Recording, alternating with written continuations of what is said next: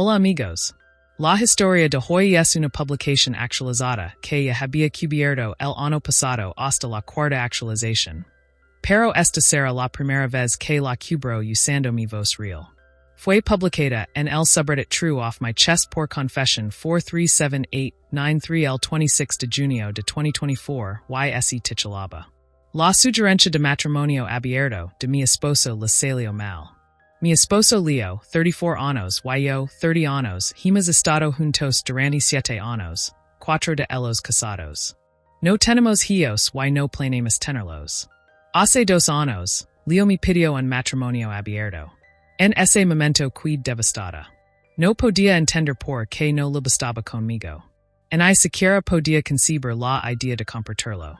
Me dio el mismo discurso que muchos hombres les dan a sus esposas.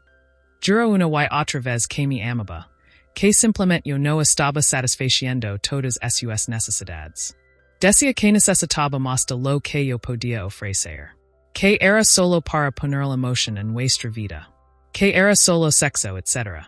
La pregunta es si había algo más. Digo que no. Hasta el día de hoy no estoy segura de creerlo. Pero en ese momento estaba enojada y herida, así que digo que no. Me insistió durante una semana para que cambiara de opinión hasta que me dio un ultimátum. Matrimonio abierto o divorcio. Elegí el matrimonio abierto. En ese momento no soportaba la idea de que me dejara. Establecemos reglas. No podíamos llevar parejas a la casa. Teníamos que hacernos pruebas de ETS cada 3 meses. Un fin de semana, el mes debía quedar libre solo para nosotros. Cualquier dinero que gastáramos con nuestras parejas debía salir de nuestras cuentas personales. Yo no participé en el matrimonio abierto durante los primeros 3 meses. Leo, obviamente, si lo hizo de inmediato. Parecía estar fuera de casa o llegar tarde casi todo el tiempo. Pero siempre actuaba feliz y cariñoso conmigo mientras yo sentía que me moría por dentro. Mi destrozaba pensar que estaba durmiendo con otras mujeres. Me sentía sola, poco atractiva, insuficiente. Lucani todo a mi hermana Katie, de 26 años, y algunos amigos cercanos. Katie me dijo que llegara su mismo juego, y que también participara en el matrimonio abierto. Si él podía acostarse con otras, yo también podía hacerlo. La verdad es que en ese momento no tenía mucha confianza en mí misma.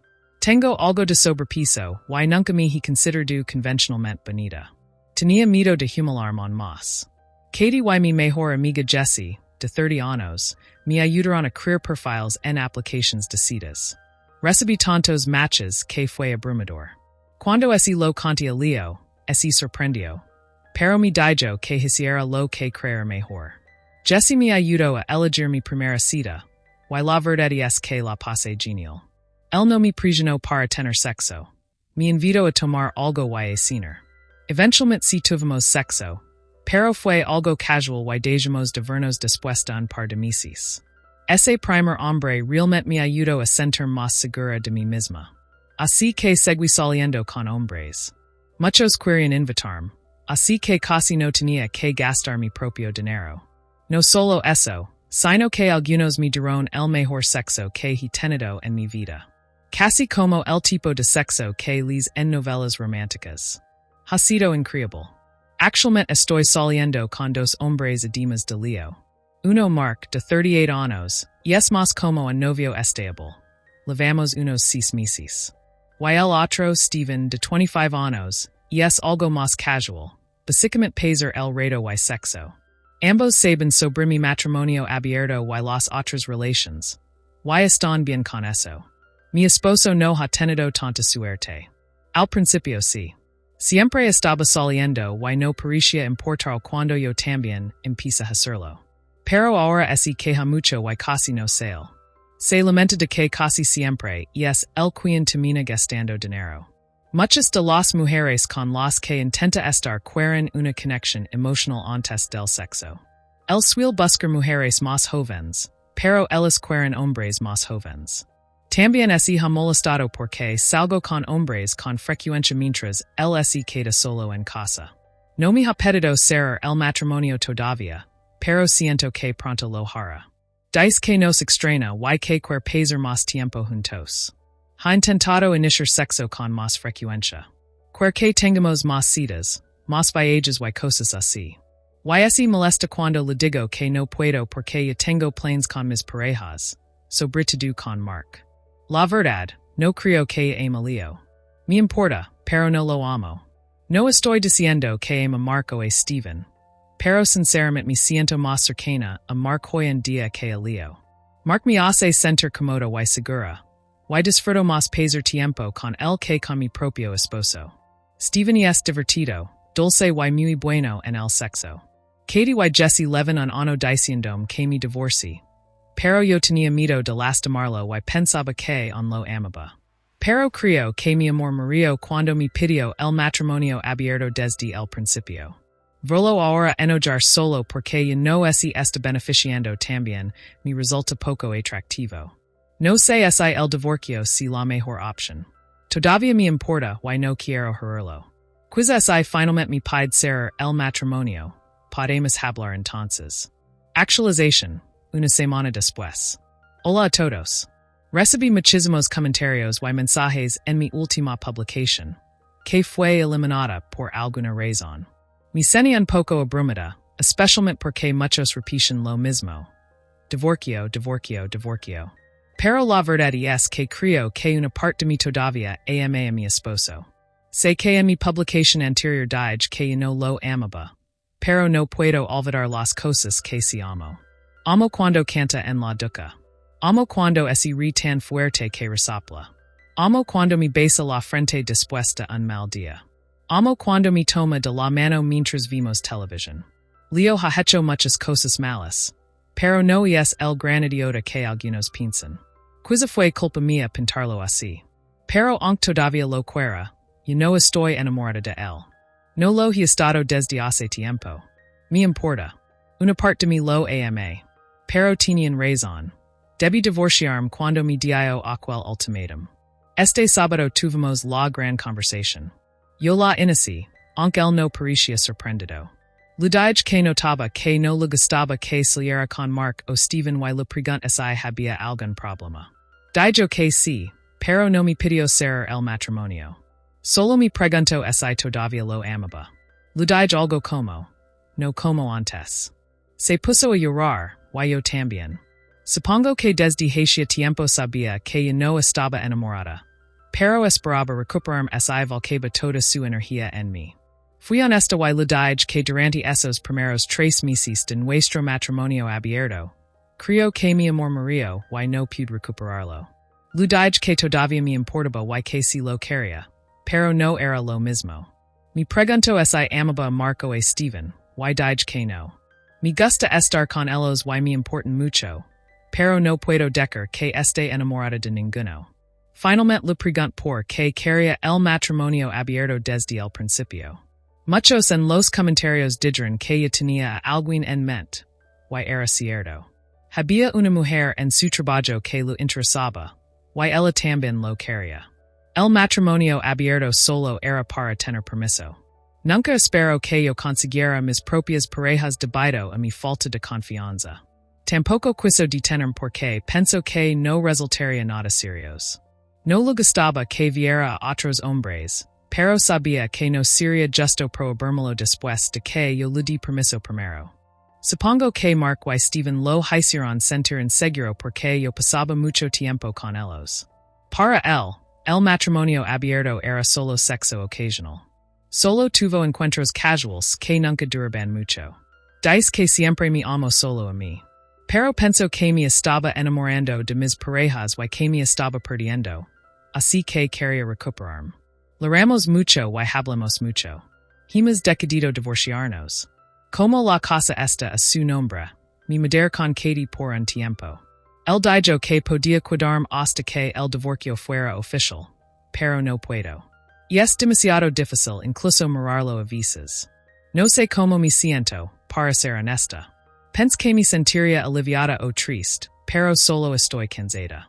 Oyala pudiera haber sido como muchos querían que fuera, contestando con sarcasmo, siendo mordaz o restregando todo en la cara. Pero no siento que haya ganado nada. Solo me siento perdida. Segunda actualización, 5 días después. 5 días después, nuestro matrimonio terminó. Ambos hablamos de reconciliarnos, pero no puedo hacerlo. No puedo amarlo como antes. Y muy difícilmente y ahora estoy viviendo con mi hermana. Oyala pudiera odiarlo por todo, pero no puedo. Estoy enojada, triste, frustrada y devastada, pero no lo odio. Creo que todos quieren que él sea el villano, pero no es tan astuto como para eso. Mi esposo siempre fue una persona de visión corta. Nunca pensaba en el largo plazo. Su enfoque siempre era el aquí y ahora, y lo que viniera después era problema de su, yo del futuro. Ahora estamos en ese después, y es horrible. Oyala pudiera culparlo de todo. Pero él no fue destruyendo poco a poco mi autoestima. No me quebró en I me hizo odiarme. No me restrigo su éxito en la cara. No me hizo sentir inferior. Yo ya legacy a la relación. Él se aprovechó, sí, pero nunca fue cruel. Quizá debí decirlo durante el matrimonio abierto lo infeliz que era. Trato ocultarlo. Incluso me preguntaba como me sentía, y yo lo mentia. Si hubiera sido honesta, tal vez habríamos cerrado el matrimonio. Tal vez nos habríamos divorciado desde el principio. Tal vez debí negociar mejores reglas. Tengo demasiados quizás, y demasiada culpa hacia mí misma. Si hubiera sido más segura de mí misma entonces, quizá esto nunca habría pasado. Pero también lo culpo a él. Odio que dejara que esa mujer se interpusiera entre nosotros. Odio que siquiera alimentara sus coquillos y hablara con ella de esas cosas. Odio que pensara que esta era una solución y que yo aceptara porque no soportaba perderlo. Pero no lo odio. Quiero hacerlo, pero no puedo. Sé que con el tiempo será más fácil, pero ahora todo es difícil. No sé qué hacer y siento que estoy perdiendo la cordura. Espero volver a sentirme yo misma pronto.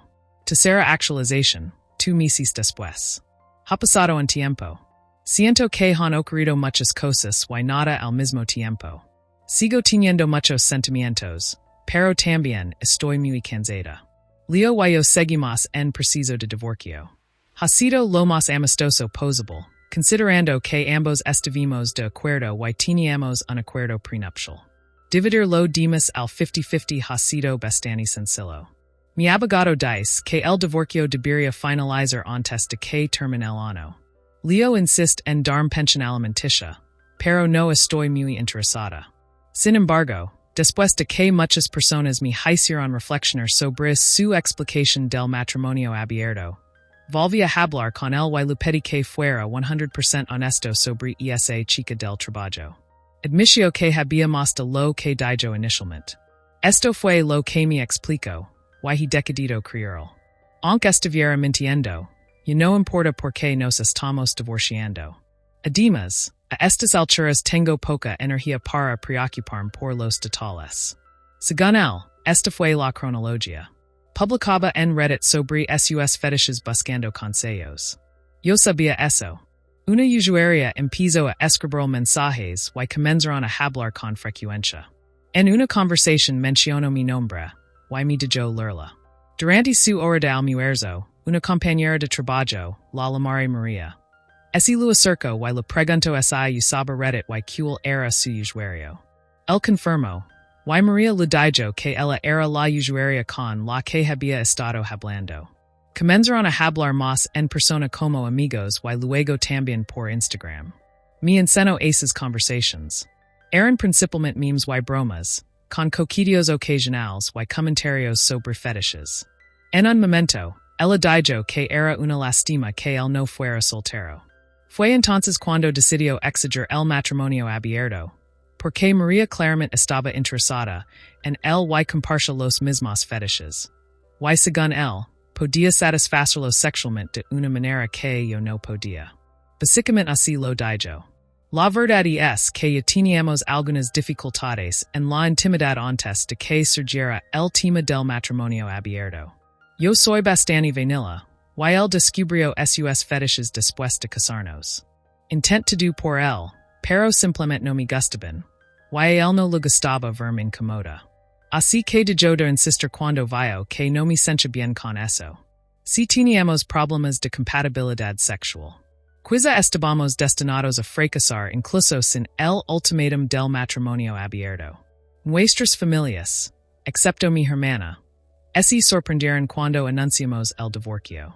Siempre pensaron que éramos muy felices, y que estábamos enamorados. Mi mamá me culpa a mí, algo que esperaba, pero aún así duele.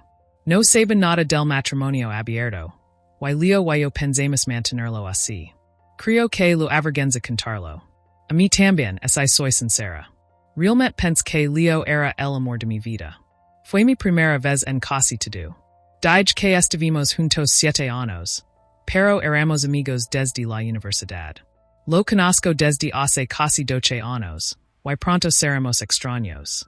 Sigo logrando mi matrimonio, aunque Katie y Jesse insisten en que esto es lo mejor. Ellos están claramente felices, no lo ocultan, pero también saben que este ha sido un momento extraño para mí.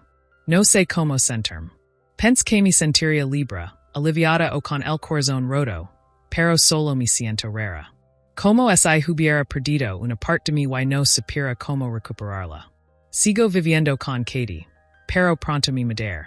Encontré un apartamento de una habitación cerca de Jesse, así que no estar completamente sola.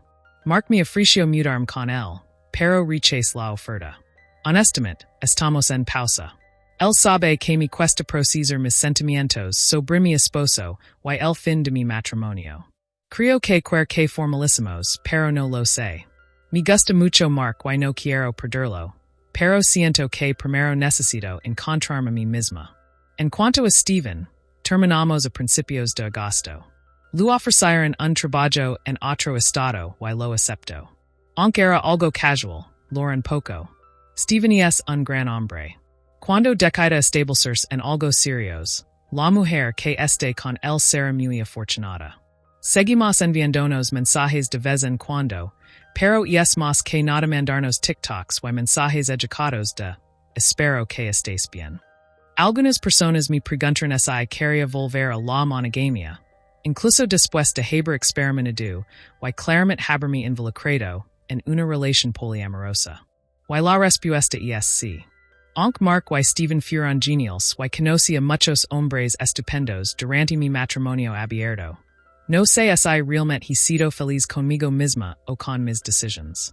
También me sentí culpable muchas veces, como si estuviera engañando a Leo, a Mark y a Steven, aunque todo fuera consensuado. El poliamor y las relaciones abiertas pueden funcionar para algunas personas, pero definitivamente no son para mí. Jesse dice que necesito terapia.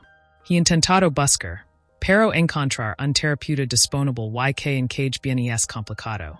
Espero encontrar uno antes de que finalice el divorcio. También quiero decidir por mi cuenta qué hacer con Mark. No quiero ilusionarlo en dar falsas esperanzas. Tal vez deberíamos tomar un descanso. O quizá debería decirle que termine conmigo. Él merece encontrar su propia felicidad sin preocuparse por mí. Cuarta actualización, meses y 2 semanas después. Hola a todos. Espero que hayan pasado felices fiestas y un buen año nuevo. Esta publicación es más bien una actualización algo desordenada. Gracias a ustedes, extraños de internet, además de Katie, Jesse y mi terapeuta, estoy mucho mejor que el año pasado. Así que sentí que les debía una actualización de mi vida. Primero que nada, es oficial. Leo y yo estamos divorciados. Se finalizó a principios de esta semana. Para ser honesta, cuando me di cuenta de que realmente había terminado lore. Pero no fue un llanto triste como al principio cuando publiqué en Reddit. Fue más bien de alivio. Alivio de que todo terminó. Alivio de poder dejar todo atrás. Algunos se alegran de saber que acepto la pensión que Leo me ofreció. No es mucho, pero ayudará con algunos gastos adicionales. Sinceramente, creo que la ofreció principalmente para aliviar su culpa por todo lo que pasó. Son cuales son sus razones, y no son asunto mío. Ahora sí tengo terapeuta. Ella es maravillosa, y me está ayudando a trabajar muchos traumas de la infancia que nunca resolví y que terminaron afectando mi matrimonio. Honestamente, si no fuera por mi madre, No creo que hubiera aceptado el matrimonio abierto en primer lugar. Mucha gente especuló que fue Leo quien arruinó mi autoestima, pero siempre fue mi mamá. Mi terapeuta me está ayudando a entender que mi madre es, y probablemente siempre será, una persona tóxica. Estoy intentando trabajar en mis límites y reducir poco a poco el contacto con ella. Y es difícil, pero lo estoy intentando. En cuanto a Leo, mi terapeuta me aconsejó cerrar completamente la puerta con él. Al principio él quería que fuéramos amigos. A pesar de todo el progreso que he hecho, todavía tiene cierto efecto en mí. Muchos de sus mensajes eran intentos de convencerme de dar otra oportunidad o promesas de convertirse en el esposo que yo merecía. Mi terapeuta me dijo que debía ser firme con mis límites, y que a veces la mejor manera de ser firme es trazar una línea clara. Así que le pedí que no me contactara durante unos meses mientras yo organizaba mis ideas y trabajaba en mí misma. Hasta ahora, en su mayoría ha respetado eso.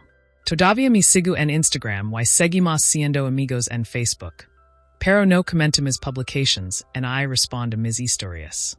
A veces luda me gusta algo, pero ese es el límite de nuestro contacto, y eso lo puedo manejar. También me he asegurado de no revisar sus redes sociales, siguiendo el consejo de mi terapeuta, porque no quiero obsesionarme con él y con los que hubiera pasado así. Después de todo, no lo odio. Pense que debía odiarlo porque todos los demás parecen hacerlo por lo que hizo. Pero mi terapeuta me explicó que es más fácil odiar a alguien que no conoces que a alguien con quien compartes tantos recuerdos hermosos. No puedo separar completamente los recuerdos felices de los dolorosos. Así que no lo odio. Y ni siquiera creo que sea una mala persona. Y es egoísta y egocéntrico, y me hizo mucho daño. Pero también puede ser gracioso, dulce y atento. Y por eso me enamoré de él en primer lugar. Sigo viendo a Mark. Intento ser que deberíamos terminar porque estoy en un estado mental extraño y pienso que él merecía algo mejor. Pero me dijo que me ama, que quiere esperarme y que está dispuesto a ir a mi ritmo el tiempo que necesite. Quiero creerlo cuando dice eso.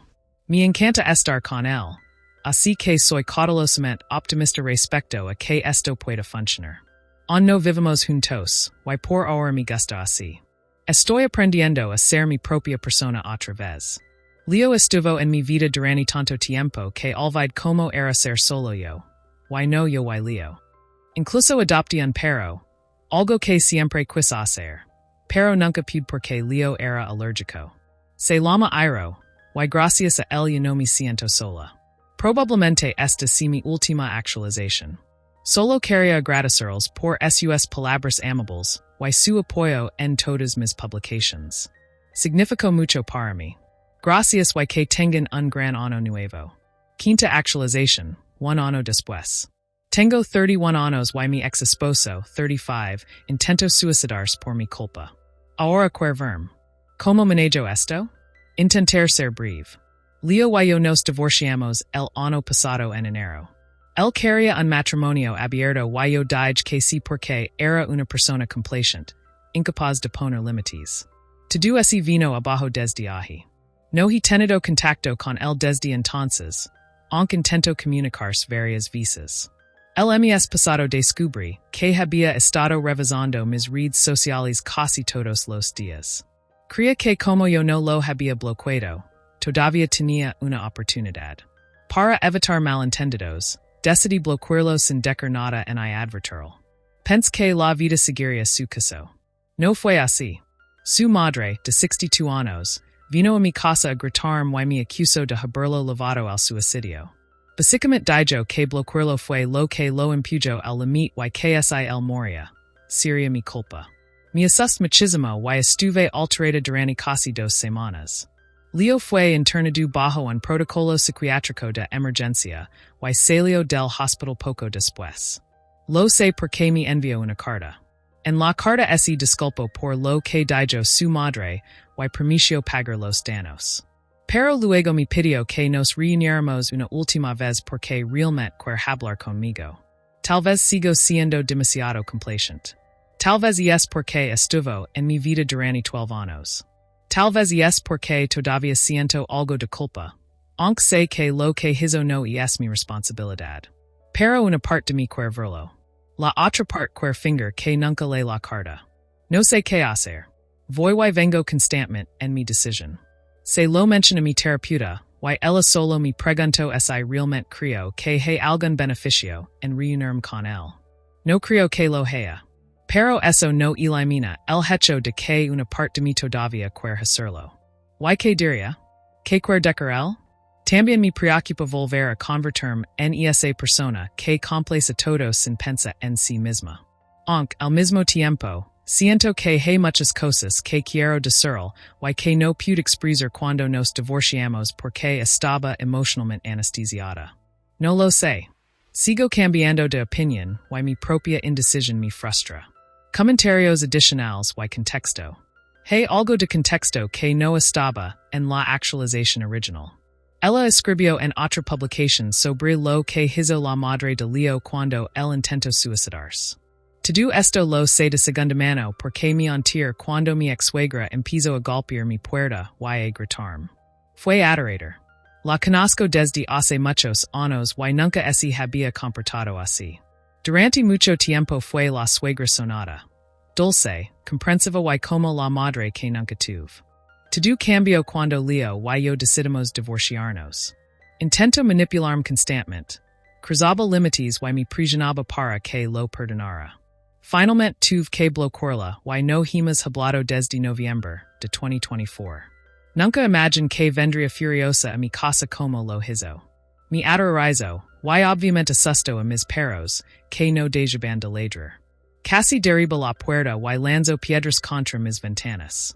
Los vecinos presentaron todo el espectáculo y llamaron a la policía antes de que yo pudiera hacerlo, porque me quedé paralizada.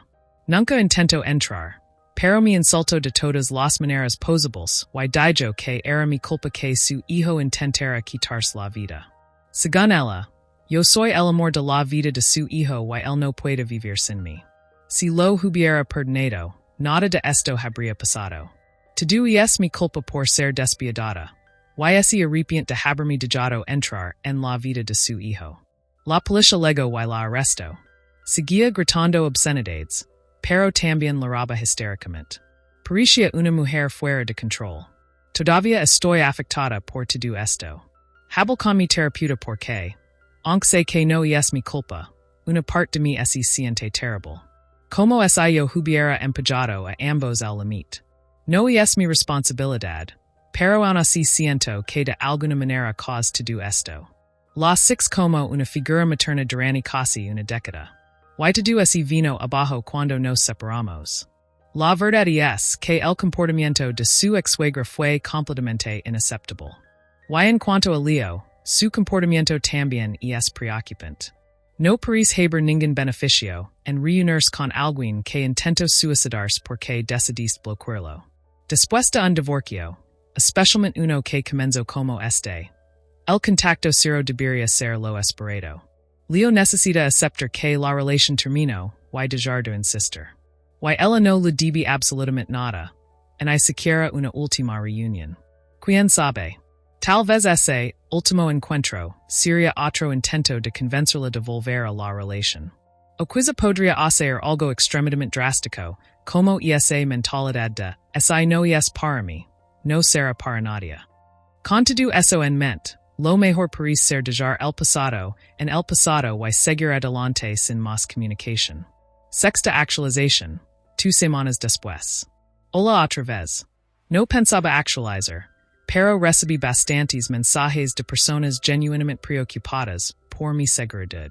Quiero tranquilizarlos. Estoy perfectamente bien y a salvo. Lo permito. En cuanto a la actualización, no hay nada emocionante por suerte. Hablo con mi terapeuta sobre lo que quería y lo que debía hacer. Incluso mention las advertencias y preocupaciones que algunos de ustedes compartieron conmigo. No pareció muy impresionada de que me dejara influenciar tanto por las advertencias de extraños bien intencionados pero mal informados. Así lo dijo ella. Aún así, agradezco de corazón todos los consejos. Pero después de hablarlo con mi terapeuta, me di cuenta de algo importante. No quería ser. En ni siquiera quería volo. Lo que realmente quería era gritarlo. Estaba, y sigo estando, enojada, frustrada y herida. Así que no me reuní con él. Si lo hubiera hecho, probablemente habría explotado en público y cuidado como una loca. En lugar de eso, escribí una carta. Escrita a mano. 3 páginas por ambos lados sin saltarme líneas. No la compartir porque contiene detalles muy personales que no me siento cómoda contando a desconocidos. Pero, en resumen, lo explico con profundidad cuanto me lastimó durante nuestro matrimonio. Lo insult. Le dije algunas cosas duras y le dejé claro que sería la última vez que sabría de mí. Sin embargo, también le dije que espero que sane. Una parte de mí todavía se preocupa por él, o más bien por los buenos recuerdos que tengo. Estuvo en mi vida más de una década, y lo amé durante mucho tiempo. A pesar de todo, le deseo lo mejor, y que llegue ser una persona más sana y feliz. Simplemente no necesitamos formar parte de la vida del otro.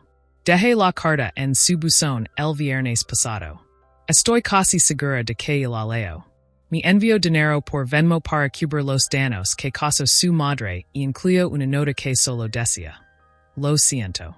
Sinceramente, creo que eso es todo el cierre que necesitaba. Sé que algunos seguirán diciendo que tenga cuidado y que lío es peligroso, pero realmente creo que estar bien.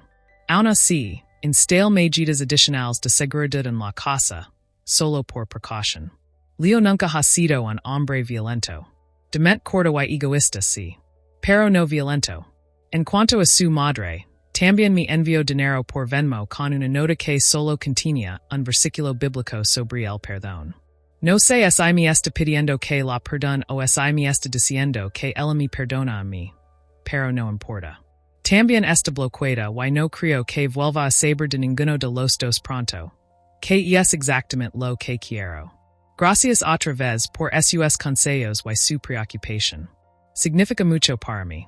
Comentarios destacados y respuestas.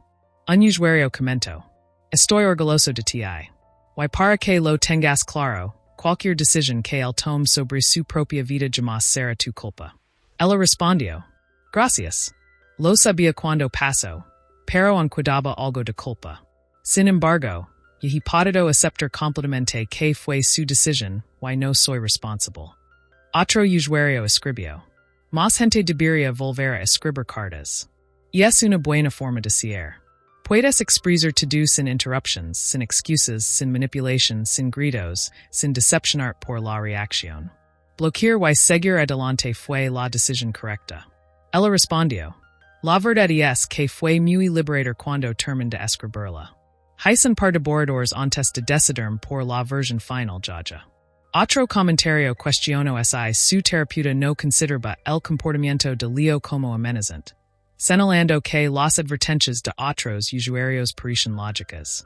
Ella respondió: Hemos hablado extensamente sobre su comportamiento, tanto ahora como cuando empecé terapia el año pasado. No quiero tener que defender a Leo, pero realmente no es una persona violenta. Nunca me ha maltratado de ninguna forma. Eso no significa que no me haya herido con su egoísmo y insensibilidad. Pero no he sufrido abuso por su parte. Incluso en nuestras peores discusiones cuando éramos pareja, jamás mostró conductas violentas ni tendencias agresivas. Nunca he sentido miedo de él. El comportamiento verdaderamente amenazante vino de su madre. Ella fue quien eligió la violencia. Si tengo miedo de alguien, es más de ella que de él. Incluso cuando intento suicidarse, Leo nunca me contactó para amenazarme con su vida. Fue una decisión que tomó, pero no lo hizo para manipularme directamente. Levamos más de un año divorciados y durante el proceso dejé claro que no había ninguna posibilidad de reconciliación.